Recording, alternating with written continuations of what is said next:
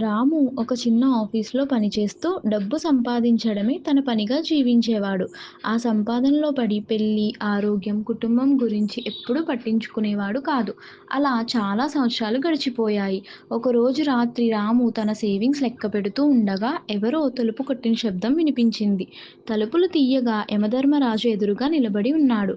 యముడు రాము ఇక నీ కాలం భూమిపై పూర్తయింది అని అన్నాడు. రాము ఆశ్చర్యపడి నేను బాగానే ఉన్నాను కదా యమధర్మరాజా అని అన్నాడు.